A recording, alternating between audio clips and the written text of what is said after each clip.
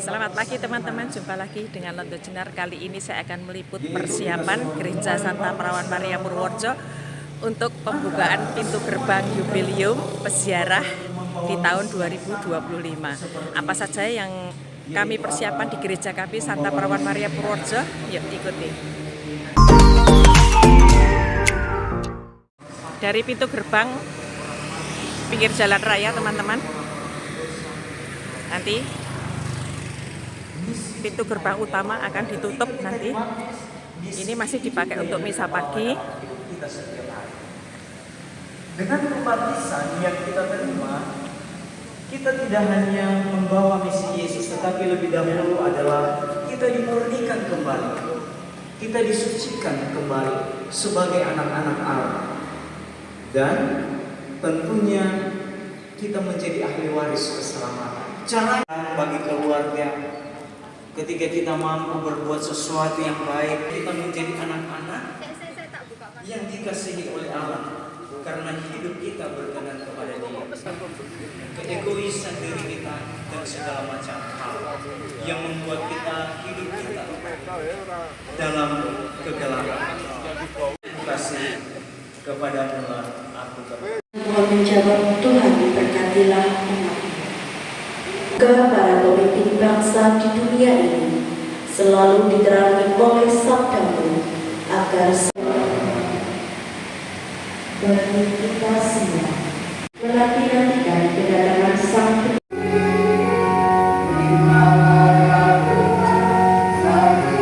Siap-siap bertugas. yang maha suci, terimalah persembahan kami dan persatukan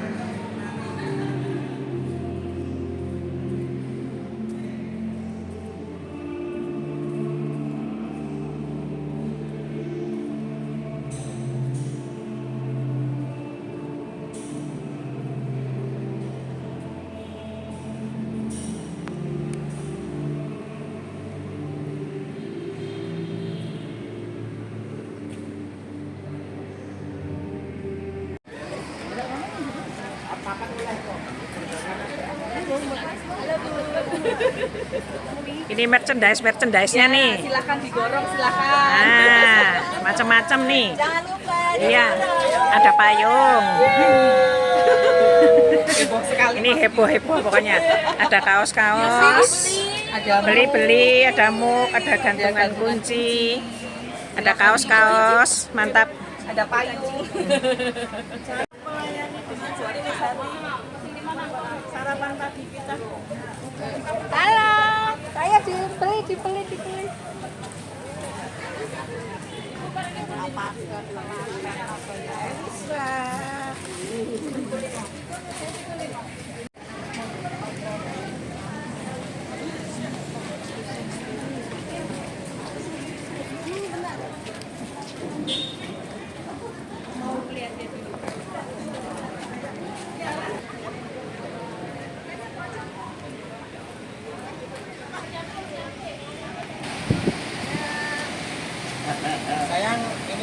Selamat pagi. Pagi.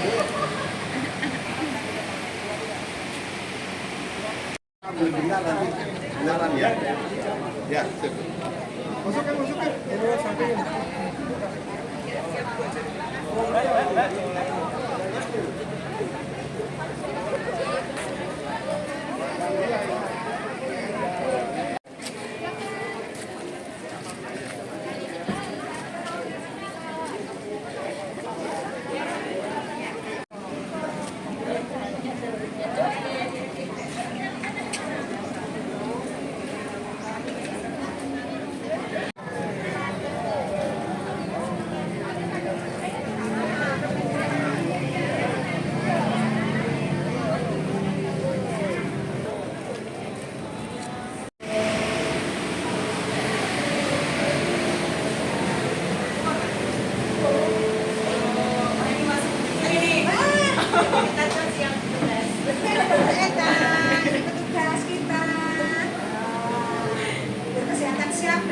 Sudah siap ya? Mantap.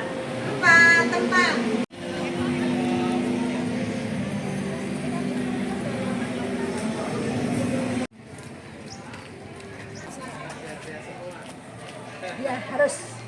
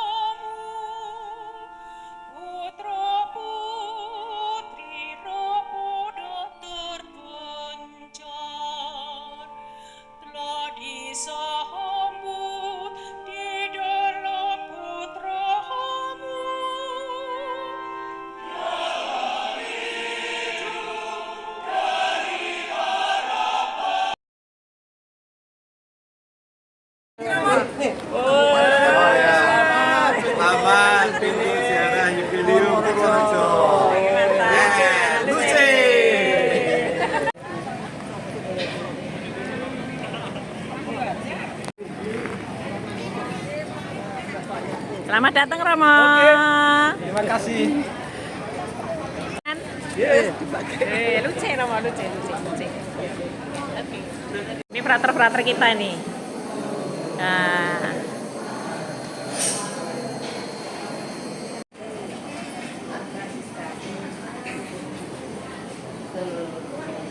Petugas kita ini. Tadi nggak bisa nyampe.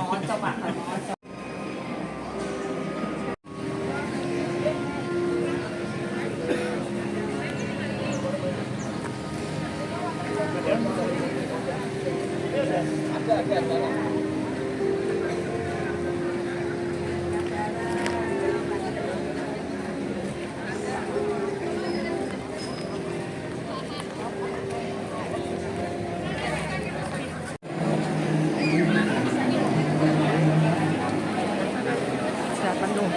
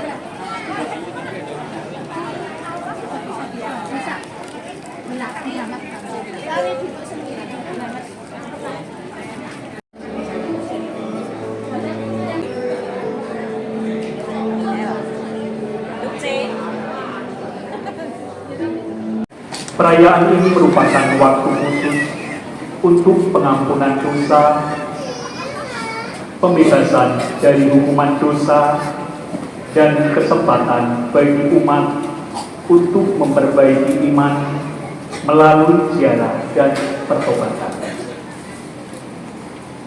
Kita semua diundang kembali dalam hubungan dengan Tuhan, sesama manusia, dan seluruh ciptaannya. Perayaan misa pada pagi hari ini akan dipimpin oleh Monsinyur Christophorus Triharsono dan akan diiringi kor dari Paroki Santa Perawan Maria Purworejo, Paroki Kuto Aji, Paroki Purwosari, Paroki Wonosobo, dan demi kelancaran dan hikmatnya perayaan Ekaristi, mohon dengan hormat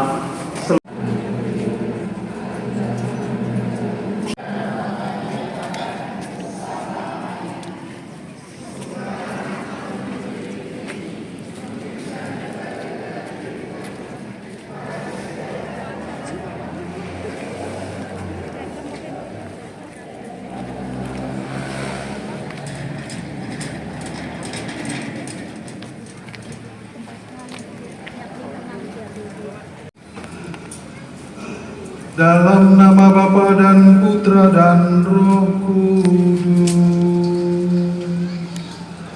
Amin. Damai bagimu.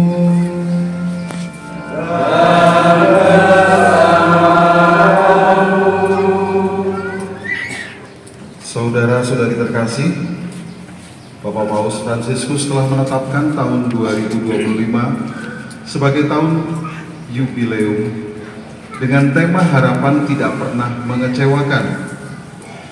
Bapak Paus mengajak kita untuk semakin percaya kepada Tuhan, Sang Harapan kita. Ya Tuhan, Bapa yang Maha Kudus, Engkau telah mengutus Yesus Kristus Putramu ke dunia untuk mengumpulkan kembali anak-anakmu yang tercerai-berai oleh kutukan dosa.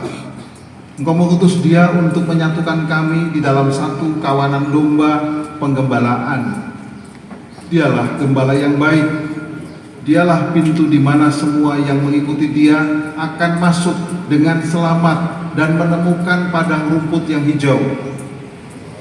Engkau juga menganugerahkan tahun jubileum ini sebagai sarana bagi kami untuk semakin memiliki harapan kepadamu, serta menjadi tanda harapan bagi semua orang. Maka kami mohon berkatilah semua orang yang dengan penuh iman kepadanya memasuki pintu ziarah jubileum ini. Semoga mereka teguh di dalam ajaran para rasul dengan memecahkan roti dan dengan berdoa tanpa henti. Semoga mereka teguh di dalam pengharapan dan murah hati di dalam kasih. Dengan demikian, mereka boleh menjadi bagian dari Yerusalem surgawi dengan pengantaraan Kristus Tuhan kami. Amin.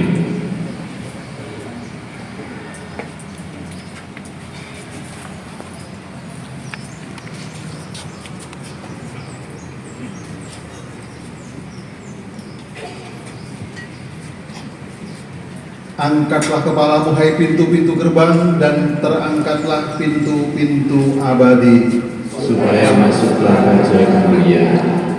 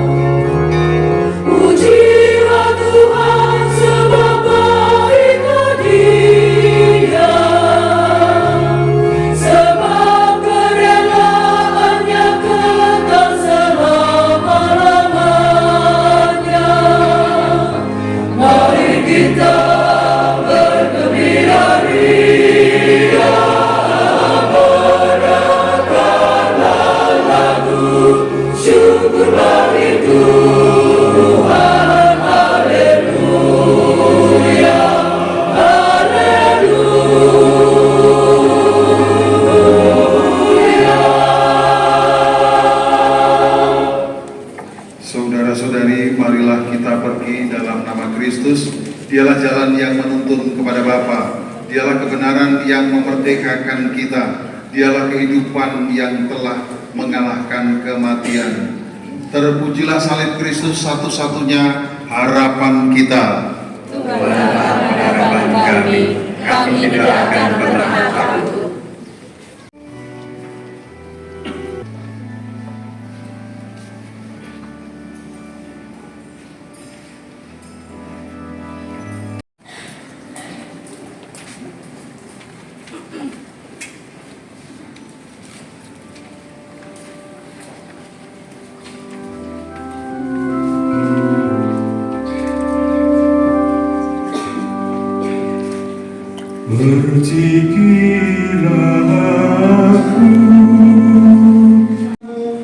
Yang sudah dilahirkan dari air dan Roh Kudus, diperkenankan tetap tinggal sebagai anak. Maka kemuliaan Tuhan akan dinyatakan, dan seluruh umat manusia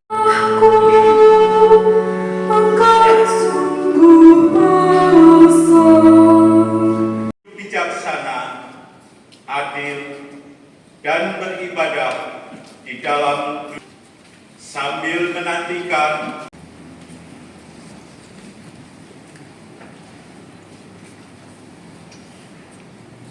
Tuhan bersamamu.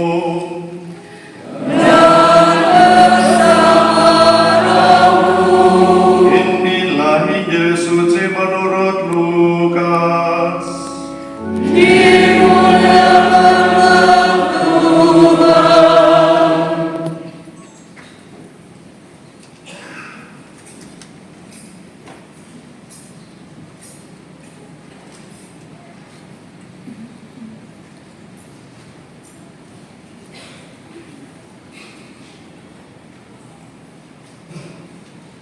Ketika Yohanes sampai di Sungai Yordan, banyak orang menanti-nanti dan berharap, dan semuanya bertanya dalam hati tentang Yohanes kalau ia adalah Mesias.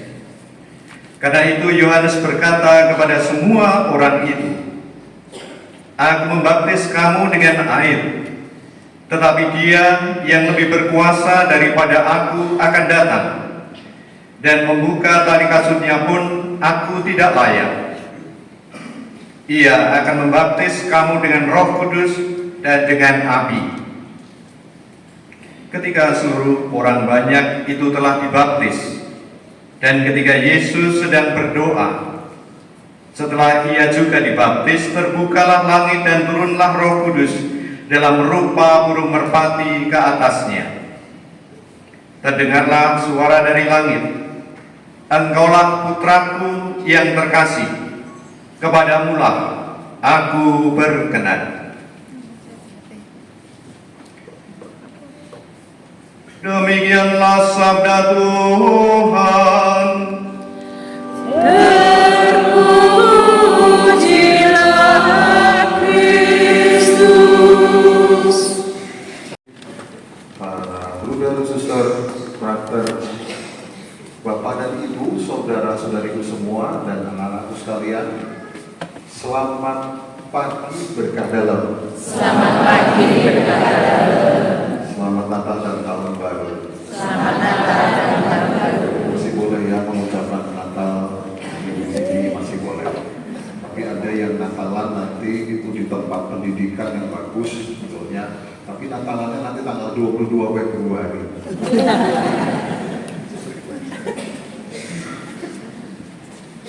Dari bacaan pertama, kedua, lalu kepada Injil, ini merupakan suatu contoh teladan yang luar biasa, tidak hanya sekali lagi yang biasa-biasa manusia lakukan, tetapi lebih kepada pendalaman pikiran dan hati.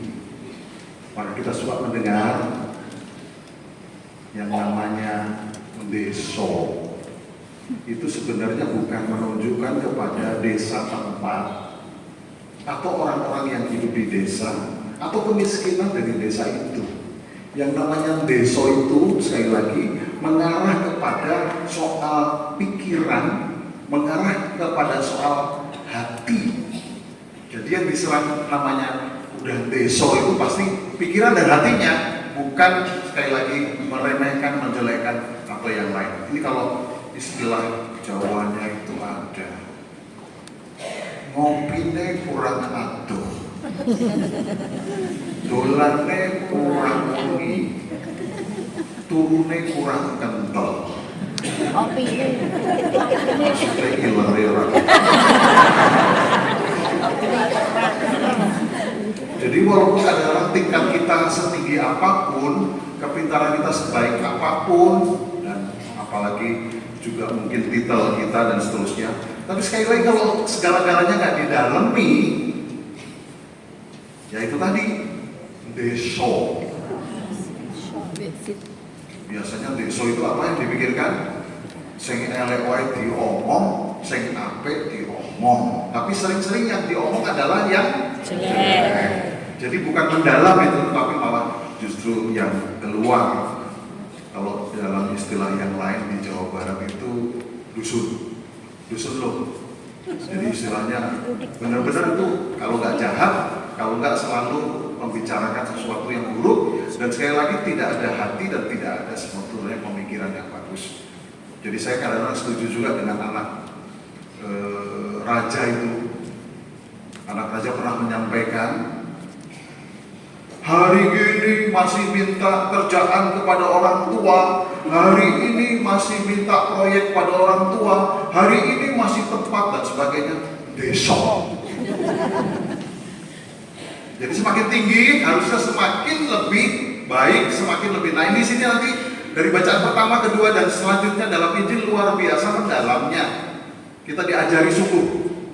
Seperti kemarin yang disampaikan juga oleh Profesor Doktor dari Kemendikti Saintek, yaitu Satrio Sumantri, Profesor Doktor. Dia menyampaikan yang kerja sebetulnya di suatu tempat itu bukan soal ijazah palsu atau apa saja. Ijazah palsu memang menyusahkan, uang palsu juga menyusahkan, tetapi yang kadang-kala palsu adalah otaknya dan hatinya. Dia tidak sesuai dengan apa yang diraih, kedudukannya, atau sama dengan keimanannya. Harusnya tingkatnya sekian ya, nggak ada melakukan sesuatu hal yang tidak baik, tidak mendalam. Dia menyampaikan semua S1 dan juga ada beberapa S2 yang kerja di CIO, di pemerintahan, membaca satu paragraf pun dia tidak bisa mengambil maknanya, perintahnya mana dan sebagainya, nggak dapat, membacanya nggak dapat, apalagi menulis. Dan ditambah lagi habit, apa yang disebut dengan word habit, jadi soal kerja, kebiasaan kerja, semangat kerja, dan seterusnya. Nah ini yang tadi saya sampaikan, deso itu ya kayak gitu. Maka di sini sebetulnya kita diajarkan juga jangan menggunakan segala-galanya itu dengan yang, maaf, bahasa Inggrisnya itu mak betundu, ujuk-ujuk, ya bahasa itunya ujuk-ujuk. Jadi kalau itunya suddenly, yang mendadak-mendadak. Kalau yang kita lebih kenal lagi, improvisamente. Artinya apa? Segala sesuatu sekali lagi kalau tidak dipersiapkan, tidak disiapkan, dan mendadak, segala sesuatu itu nggak ada harganya, tidak ada nilainya.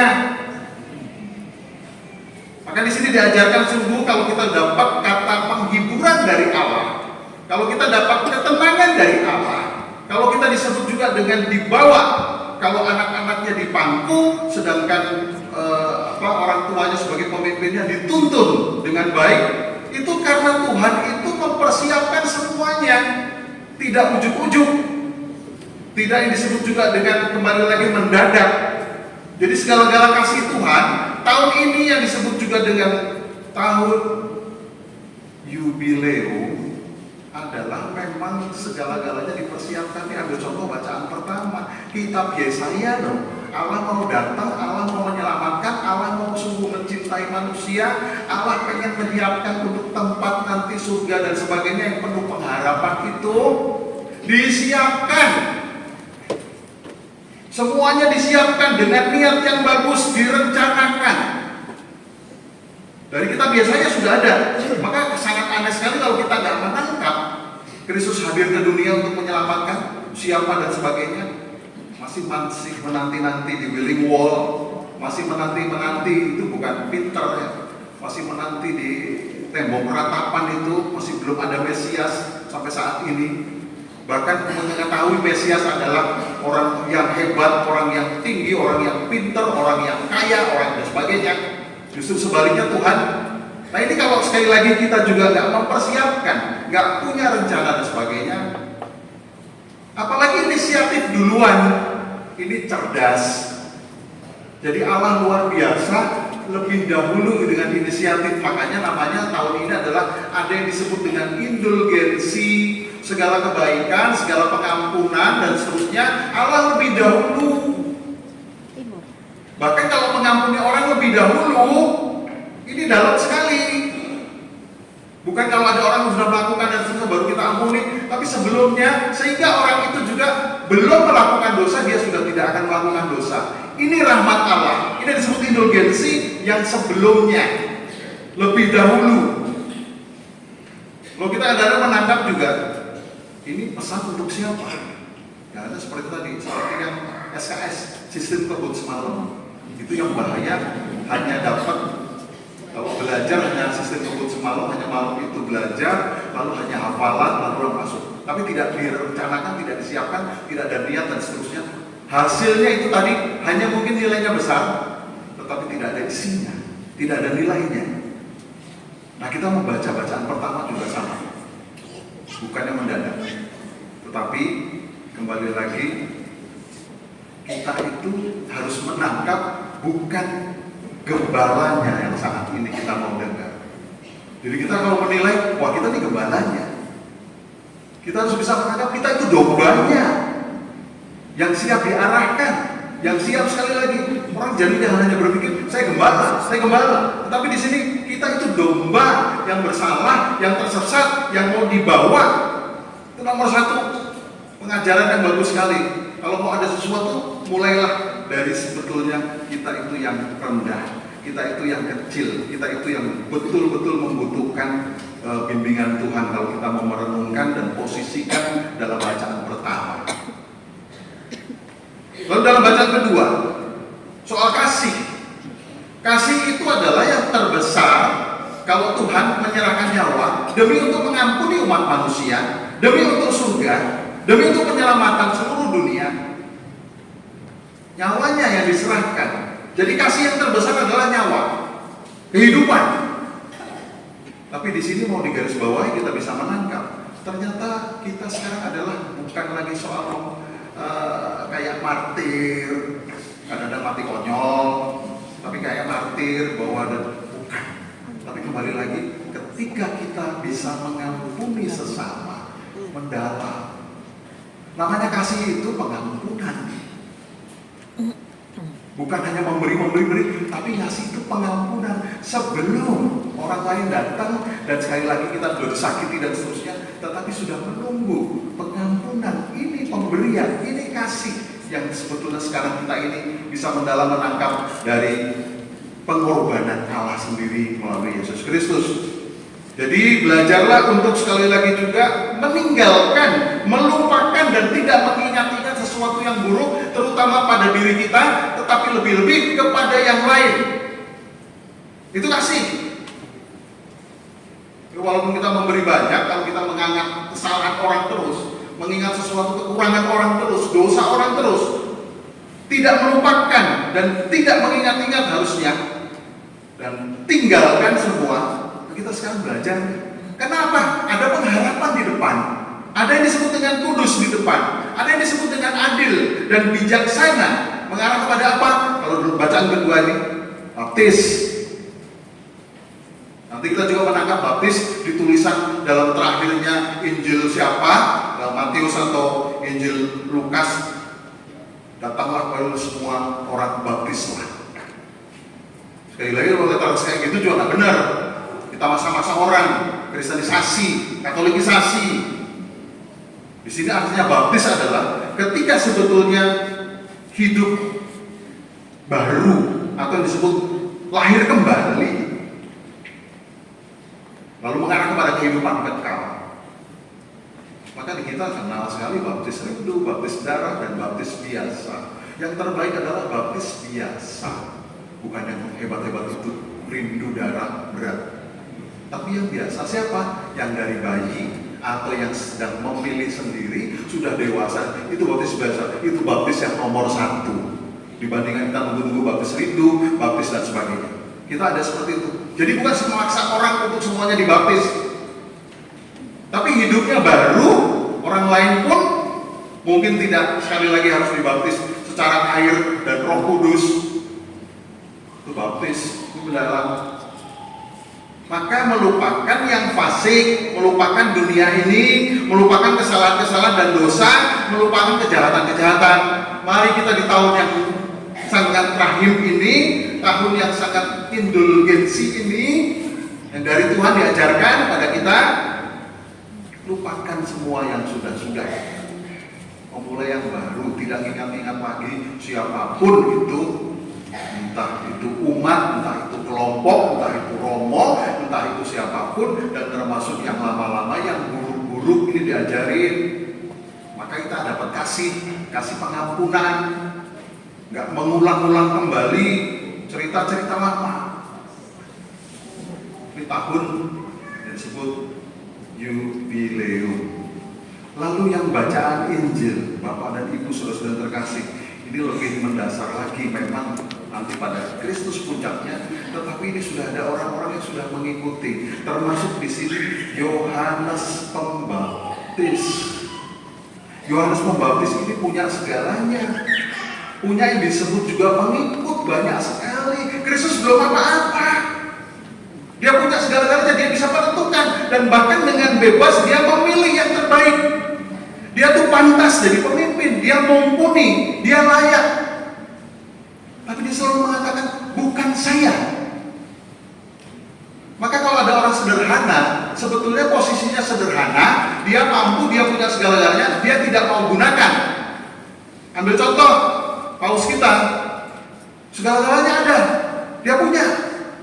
Tapi ketika menggunakan harus yang sederhana, itu namanya sederhana. Tapi kalau sekarang, ambil contoh, para frater pergi ke kuliah, tapi dulu selalu pakai sepeda. Itu bukan sederhana, bukan rendah hati, tapi memang miskin pakai sepeda. Tidak ada lagi. Ya memang nggak punya apa-apa.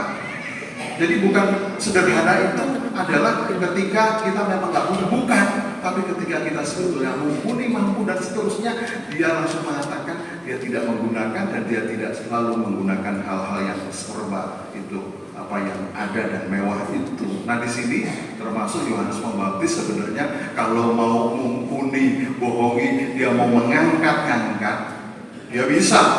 Dia disebut juga dengan layak dan pantas sebetulnya, dan dia hebat. Tapi dia mengatakan Mesias bukan saya hanya menyiapkan jalan. Padahal pengikutnya sudah banyak, padahal sebetulnya percaya sama dia sudah banyak, dia kasih teladan juga sudah luar biasa. Maka sering yang ditolak oleh orang. Maka yang apa yang ditolak oleh Yohanes itu adalah sebenarnya yang ditolak yang bagus-bagus. Bukan nolak salib, bukan nolak salib yang biasanya ditolak. Itu yang susah, yang menderita, yang bagaimana dan sebagainya ditolak orang. Tapi Yohanes malah menolak nama baik, nama yang disebut dengan status kehormatan dan kemuliaan. Itu yang biasanya dicari orang, tapi Yohanes Pembaptis menolak. Bukan saya dan seterusnya. Itu yang dicari orang sampai sekarang, kejar-kejar itu semua, dan kedudukan, pangkat, kehormatan, nama. Jadi ada sulit sekali ketika ada penilaian dari mana nggak bagus dan sebagainya, itu nggak sadar karena memang melakukan, karena memang itu yang dicari, kuasa, pangkat, kedudukan, dan disebut dengan pimpinan atasan. Orang pasti nyari. Kalau dicari lagi adalah sarana dunia, harta, uang, dan keuntungan. Lalu ditambah lagi dengan rasa aman, nyaman. Sudah nggak mau lagi, dia akan turun dan menderita dan salib dan sebagainya. Ambil resiko, dia nggak mau lagi. Itu semuanya damai semua. Maka Yohanes Pembaptis berani. Memang bukan saya namanya harus jatuh dan sebagainya. Memang bukan dia. Dia mempersiapkan jalan. Nah ini kita belajar sangat luar biasa dari bacaan-bacaan tadi dan seterusnya. Mendalamlah, beriman itu mendalamlah, mikir itu juga mendalam. Tapi gunanya untuk apa? Baiknya sesama, baiknya kemuliaan Tuhan, bukan untuk diri sendiri. Itu mendalam. Dan sekali lagi bahagianya mendalam, senangnya mendalam, sukacitanya mendalam. Kalau kayak kita kayak gitu, salibnya juga berkualitas, bernilai. Maka saudara-saudara terkasih, sekarang tahun Yubileum sudah luar biasa. Tuhan merencanakan, menyiapkan untuk menyelamatkan semua. Mari kita tanggapi bukan setara. Baru kita tanggapi karena Tuhan baik, kita baik. Tidak, tanggapi itu adalah ikuti. Dan saya merasa senang sekali. Ini katanya 1.200 lebih yang datang, bahkan yang tidak daftar sudah lebih lagi. Dan saya juga menangkap, saya berterima kasih sekali kepada Tuhan dan kepada semua imam, lalu para umat di sini yang menanggapi jubilium dari Paus adalah Keuskupan Purwokerto. 3 kali misa, luar biasa, bukan soal banyaknya sebenarnya, tapi antusiasnya, pengen ada perziarahan rohani, pengen ada pengampunan, pengen berbuat sesuatu, dan ini adalah sarana yang sangat bagus sekali yang saya kira bisa menjadi sesuatu kesempatan yang Tuhan tawarkan, kita tanggapi.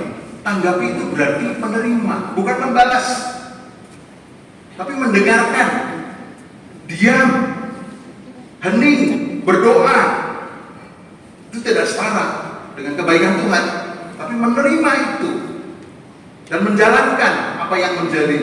Dan saya terima kasih sekali, bukan soal kembali lagi tadi kemarin di Purwokerto, lalu di Tegal, lalu sekarang di sini, luar biasa sekali antusias umat untuk berdoa untuk segalanya, untuk berziarah dan seterusnya. Lalu nanti ada yang kategorial kelompok-kelompok untuk orang miskin, untuk orang sakit, untuk yang di penjara dan seterusnya. Ini hebat sekali. Dan saya baru melihat, kalau kita melihat di YouTube di mana-mana, Purwokerto Keuskupan ini sangat antusias. Ini berarti memperdalam kasih Tuhan itu, indulgensi Tuhan itu, menjawab itu bukan dengan kesetaraan, tetapi dengan sekali lagi mengikuti yang apa yang diajarkan Gereja Katolik, termasuk pesan dan juga ajakan dari Paus Fransiskus, Bapak Suci itu. Jadi saudara-saudara terkasih, sekarang kita harus menjawab indulgensi yang dari Tuhan, yang sudah duluan, yang direncanakan, yang niat baik, yang benar-benar pengen memberi sesuatu pengampunan. Jawablah dengan iman kita. Iman sekali lagi memang tidak hanya iman tanpa perbuatan mati, betul. Tapi kembali lagi iman kita itu karya-karya kita dan kita nggak ada jasanya. Hanya satu, beriman pada Tuhan. Itu yang menyelamatkan kita, bukan perbuatan kita. Tapi di sini diajak paling tidak Tuhan yang sudah ada niat, ada rencana, ada siap, ada duluan dan inisiatif. Kita mulai menyadari. Jawab dengan iman, sadar. Lalu kedua, tobat. Kedua, tobat sesudah itu berdoa dan mulai ada cara-cara berziarah. Pintu sudah dibuka. Mari kita masuk. Mari kita siapkan dulu semua. Lalu yang kedua, indulgensi itu sudah dengan salib, dengan korban Tuhan sendiri mati. Sudah datang ke dunia, hadir dan memberi teladan yang sempurna. Sekarang nanggapinya kita di mana? Ya kita sedikit pelayanan, nanti dalam perziarahan, di sini ada tempat-tempat orang sakit, di sini ada tempat-tempat sesuatu. Jadi perziarahan biar jadi satu, ada iman, ada berdoa, nanti kita kunjungi, nanti kita juga sedikit berbagi, nanti kita juga sedikit berbagi sukacita itu. Kita ada pelayanan, lakukan sesuatu, tindakan, beri dan bagi. Bukan untuk membalas Tuhan, tetapi kita mengangkat, sama-sama sadar sesama kita. Lalu yang ketiga, Tuhan memberikannya tanpa jerih payah dan sebagainya. Kita hanya panggul salib kita masing-masing sedikit saja. Jadi memberi segala-galanya dengan gratis, cuma-cuma, dimudahkan dan dilimpahkan. Maka apa yang kita buat, yang akan kita tanggapi ini yang ketiga. Satu saja, bersyukur, terima kasih, sukacita, rayakan. Yang apa yang sudah dari Allah, beritakan, wartakan kabar gembira ini kepada banyak orang. Hanya itu.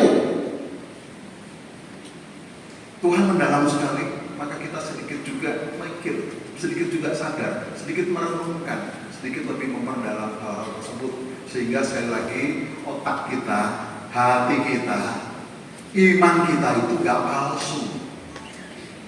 Mungkin statusnya, mungkin titelnya, mungkin apa, tapi palsu semua. Itu lebih menakutkan daripada hanya yang fisik-fisik palsu. Lebih ngeri adalah keimanan kita sudah palsu, lalu otak kita sebenarnya tadi yang tidak mendalam. lalu juga sama dengan hati kita, tidak ada buktinya, tidak ada kasih yang kita keluarkan kepada orang lain, tetapi sebaliknya kita hanya selalu cari-cari dan butuh dan minta, kayaknya kita orang paling menderita dan minta segalanya. Kita tuh bersyukur kita sudah dapat, maka kita harus berani bagikan. Itulah tanggapan kita kepada indulgensi Tuhan. Amin. Allah Bapa Maha Bijaksana, sertailah selalu para bapak dan ibu agar mereka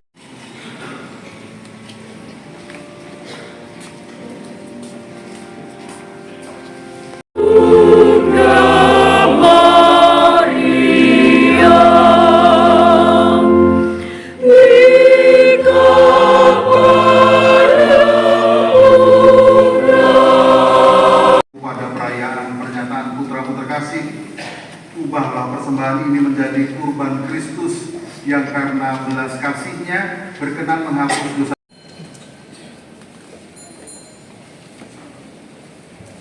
Ketika Dia diserahkan untuk menanggung sengsara dengan rela, Dia mengambil roti dan sambil mengucap syukur, Dia memecah-mecahkan lalu memberikannya kepada murid-murid-Nya seraya berkata, "Terimalah dan makanlah kamu semua.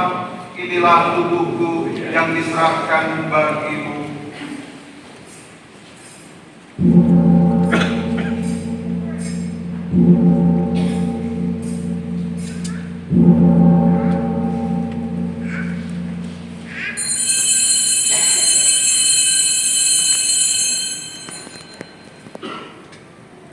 Demikian pula sesudah perjamuan, Dia mengambil piala. Sekali lagi Dia mengucap syukur kepadamu, memberikannya kepada murid-murid-Nya seraya berkata, "Terimalah dan minumlah kamu semua. Inilah piala darahku, darah perjanjian baru dan kekal, yang ditumpahkan bagimu dan bagi semua orang demi pengampunan dosa. Lakukanlah ini sebagai kenangan akan daku."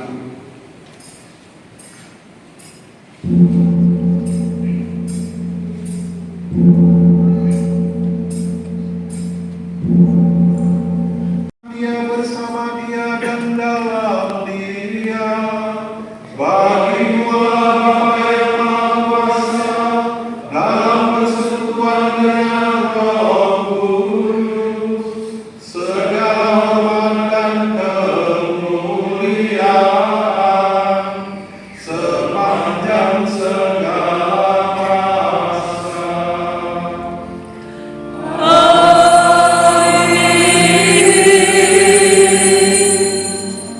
Penyelamat kami, Yesus Kristus. Sebab-Nya Raja yang mulia dan berkuasa untuk selama-lamanya.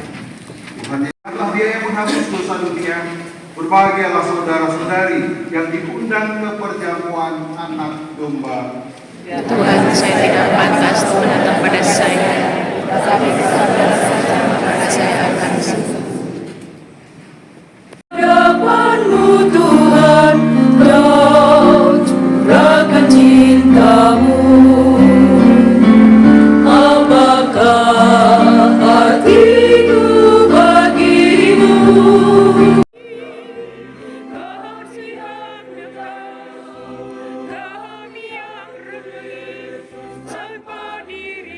Dengan anugerah-Mu yang kudus, dengan rendah hati kami mohon semoga kami yang setia mendengarkan Putra Tunggal-Mu, sungguh-sungguh Engkau angkat menjadi anak-anak-Mu dalam Kristus. Sebab Dialah yang hidup dan berkuasa sepanjang segala masa.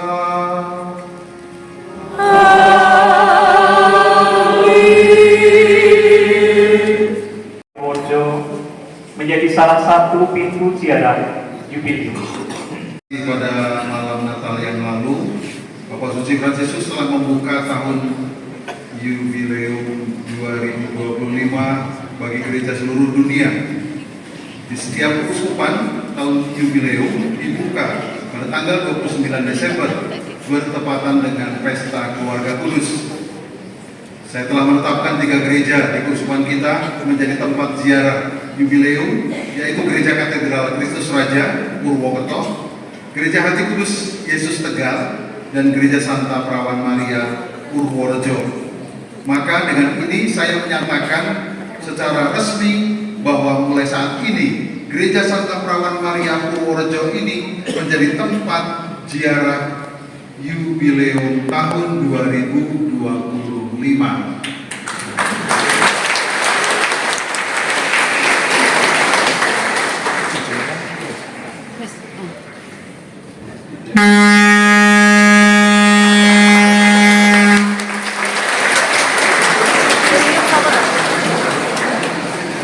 Nama Luce diambil dari bahasa Italia yang berarti cahaya.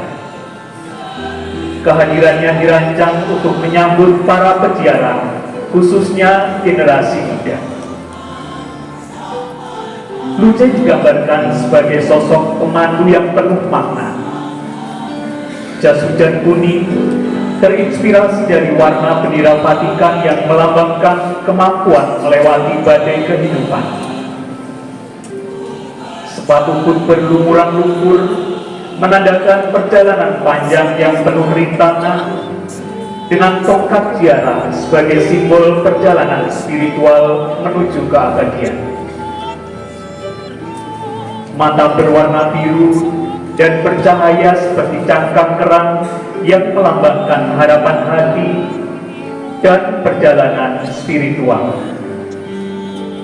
Ia juga mengenakan rosario, menandakan sebuah rangkaian doa dalam perjalanan kehidupan. Luce ditemani anjing bernama Santino yang melambangkan kesetiaan dan dukungan dalam setiap langkah perjalanan. Luce dengan anjing yang lucu, ia tidak sendiri. Ia bersama teman-temannya. Mereka datang dari berbagai penjuru. Mereka mengenakan jas dengan warna merah, hijau, dan biru. Mereka juga memakai sepatu boot yang kotor dengan membawa tongkat sebagai tanda perjalanan panjang penuh rintangan menuju tempat-tempat yang kotor dan terpinggirkan.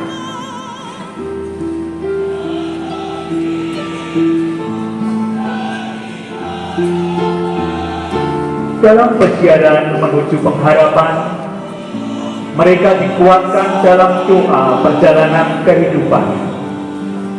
Iman mereka teguh dan kuat, meski terombang-ambing badai kehidupan. Bapak Uskup, para romo, frater, bruder, Bapak Ibu, saudara-saudari, dan umat yang dikasihi Tuhan, inilah maskot Yubileum 2025. Luce, para OMK dari Santa Perawan Maria Purworejo dan dari berbagai penjuru. Luce diperankan oleh Francisca Rizky Martina dari stasi Banyuurip. P diperankan oleh Laurentius Ferdian Putranto dari lingkungan Irenaeus. Tim diperankan oleh Atalia Dianova Hidayat dari lingkungan Maria. Sky diperankan oleh Martinus Edi Wicaksono dari stasi Donoran. Dan anjing Santino diperankan oleh Lilo, anjing dari lingkungan Santo Antoni. Terima kasih. Kami akan sampaikan jadwal misa Yubileum.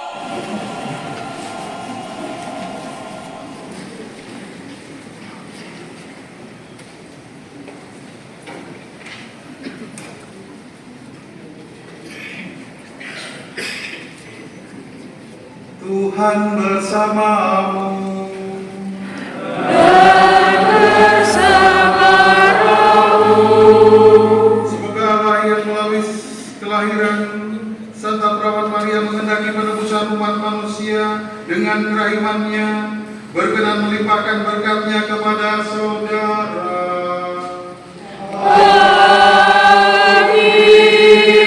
Semoga saudara selalu dan dimanapun merasakan perlindungannya, dan melalui dia saudara dipandang pantas menerima pencipta kehidupan. Semoga saudara yang dengan hati penuh rahmat berkumpul pada hari ini memperoleh anugerah kegembiraan rohani dan karunia surgawi.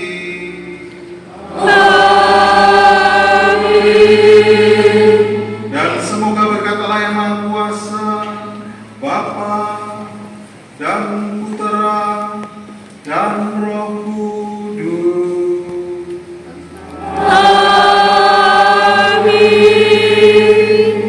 Saudari-saudari terkasih, perayaan Ekaristi sudah selesai. Marilah kita pergi, kita diutus. Amin.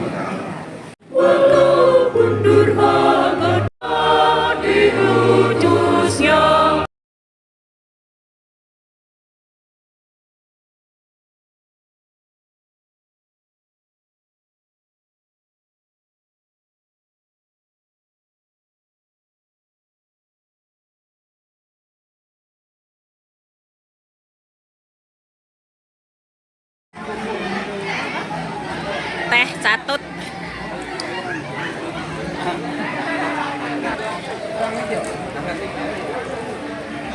Soalnya